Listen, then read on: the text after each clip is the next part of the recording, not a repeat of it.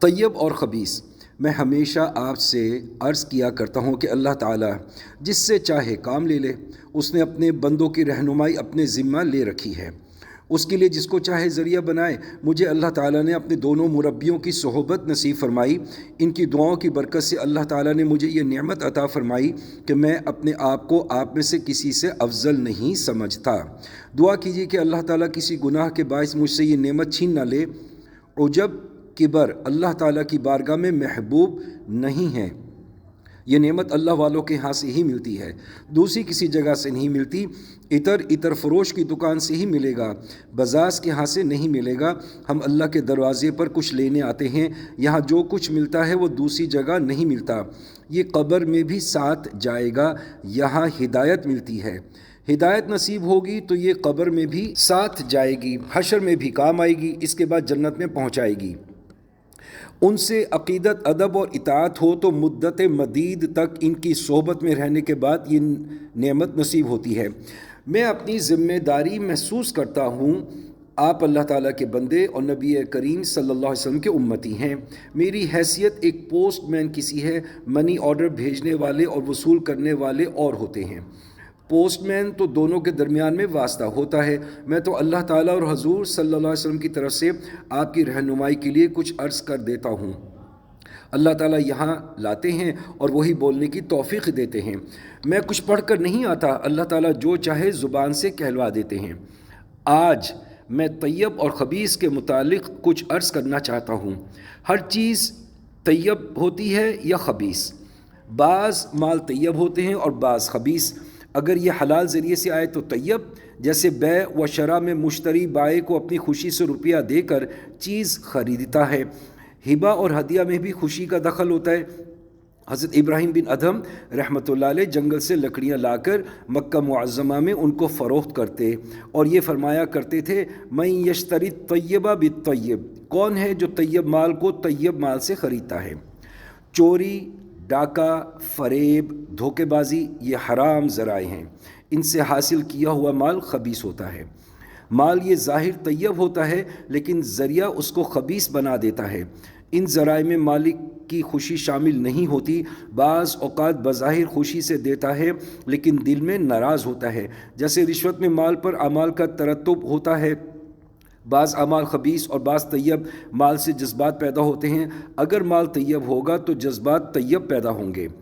جذبات طیبہ سے اعمال طیبہ پیدا ہوتے ہیں، اس سے خدا راضی ہوگا۔ خدا راضی ہوگا تو دنیا میں حیات طیبہ نصیب ہوگی اور مرنے کے بعد قبر بہشت کا باغ بن جائے گی۔ اگر مال خبیث ہوگا تو جذبات اور اعمال خبیث ہوں گے، اس سے خدا ناراض ہوگا۔ خسرت دنیا والآخرہ۔ ہر شخص خبیث چیز کو ناپسند کرتا ہے۔ خبیث عربی لفظ ہے جس کا اردو ترجمہ گندا ہے۔ مثلا میٹھی چیز ہو، رات کو جس برتن میں رکھی تھی وہ ننگا پڑا رہا اور اسے چوہے کھاتے رہے۔ فرض کرو برتن بھی گندا تھا اور سورج نکلنے کے بعد اس پر مکھیاں بھن بھنا رہی ہوں۔ کوئی شریف آدمی ایسی باسی اور گندی چیز کو کھانا پسند نہیں کرتا۔ ہم ہر طیب چیز کو پسند کرتے ہیں۔ انسان ہو تو طیب، جس نے کبھی مسواک نہ کی ہو اس کے منہ سے بو آتی ہے، اس کے کپڑے بھی گندے ہوں اس کو کوئی بھی پسند نہیں کرے گا۔ کیا اللہ تعالیٰ کو بندے کھترے چاہیے؟ کیا اس نے جنت خبیثوں کے لیے بنائی ہے؟ وہ تو بہت نازک مزاج محبوب ہے، ذرا سی بات سے ناراض ہو جاتا ہے۔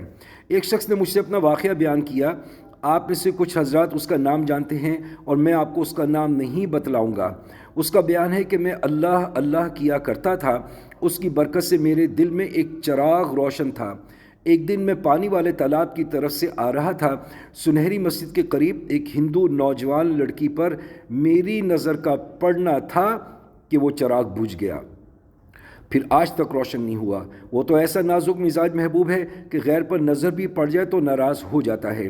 میلان طبع اپنے بس کی بات نہیں۔ یہ دوسری بات ہے کہ انسان طبیعت کو برائی سے روک لے، جیسے منہ زور گھوڑا ہو، وہ تو زور لگائے گا مگر سوار اس کو روکے گا۔ اعمال طیبہ سے عامل مقبول بنتا ہے اور اعمال خبیثہ سے عامل مردود ہو جاتا ہے۔ بے شک اللہ پاک ہے اور اللہ پاک چیزوں کو قبول فرماتا ہے۔ اللہ تعالیٰ کو تو انسان بھی طیب اور اعمال بھی طیب مقبول ہے۔ سورہ نور رکوع نمبر 3 پارہ نمبر 18 میں اللہ رب العزت فرماتے ہیں، الخبیثات للخبیثین والخبیثون للخبیثات والطیبات للطیبین والطیبون للطیبات۔ ترجمہ: خبیث عورتیں خبیث مردوں اور خبیث مرد خبیث عورتوں کے لیے ہیں، اور پاک عورتیں پاک مردوں کے لیے اور پاک مرد پاک عورتوں کے لیے۔ بعض عورتیں ایسی عفت مآب ہوتی ہیں کہ وہ اپنے سائے کو بھی غیر مرد سے چھپاتی ہیں، چنانچہ دہلی میں پرانے زمانے کے شرفاء کے ہاں یہی تمدن تھا کہ عورتیں ڈولی میں گھر سے باہر جاتی تھیں، کہاڑ ڈولی کو ڈیوڑی میں رکھ کر باہر چلے جاتے تھے۔ عورت جب اندر بیٹھ جاتی تھی تو وہ اندر آتے اور ڈولی اٹھاتے، جس گھر میں جانا ہوتا وہاں بھی لے جا کر اسی طرح ڈیوڑی میں رکھ کر باہر چلے جاتے تو عورت ڈولی سے نکل کر اندر چلی جاتی۔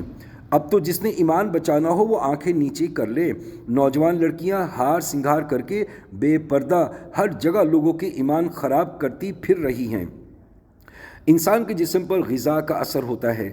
کابل کے پٹھان چونکہ دمبے کھاتا ہے، دمبے میں چربی بہت ہوتی ہے، اس لیے دمبا کھانے والا کابل کا پٹھان پوہ ماگھ کے مہینوں میں بھی اندر گرمی محسوس کرتا ہے۔ اس کے مقابلے میں ایک پاکستانی ان ایام میں اندر بھی سردی سے ٹھٹھرتا ہوگا۔ اسی طرح مال میں بھی اثر ہے، اگر مال طیب ہوگا تو اس کا اثر بھی طیب ہوگا۔ حاجی مولا بخش صاحب ایک یونٹ بننے تک حکومت سندھ میں وزیر تھے۔